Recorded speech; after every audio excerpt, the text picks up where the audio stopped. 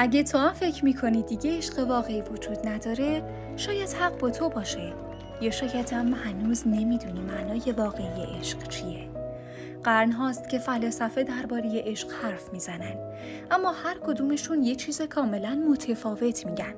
افلاطون عشق رو میل روح به زیبایی جاودانه میدونست، یه نیروی مقدس فراتر از جسم.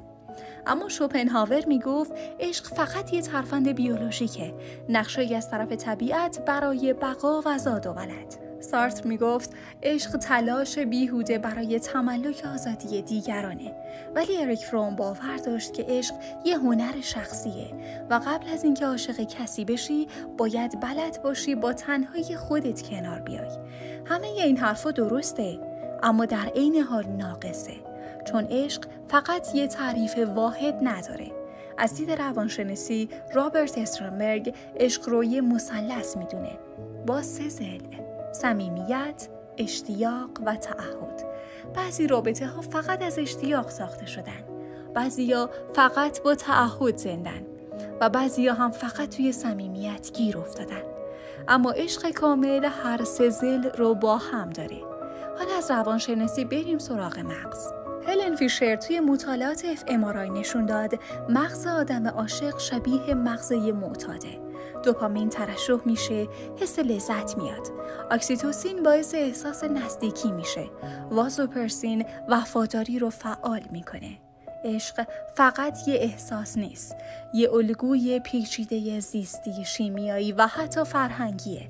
اما مشکل امروز ما عشق نیست، زمانمونه.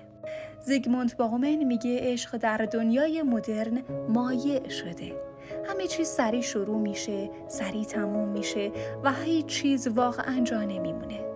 ما از صمیمیت میترسیم، از دیده شدن واقعی بیشتر از تنها موندن. و حالا تو اینجایی، بین روایت‌های فلسفی، یافته‌های مغزی، ترس‌های جمعی و تجربه‌های زخمی گذشته.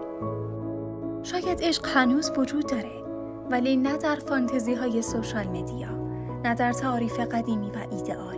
شاید عشق فقط اونجاست که قبل از رسیدن به کسی برمیگردی سراغ خودت و یاد میگیری خودتو درست همونطور که هستی ببینی، بپذیری و درست زمانی که به فردیت میرسی، اون وقتی که میتونی وارد رابطه بشی، نه برای فرار از تنهایی، بلکه برای ساختن چیزی عمیق‌تر از 2 من تنها کنار هم. عشق واقعی پیوند 2 انسان کامله، نه برای کامل کردن همدیگه، بلکه برای رشد کردن کنار همدیگه.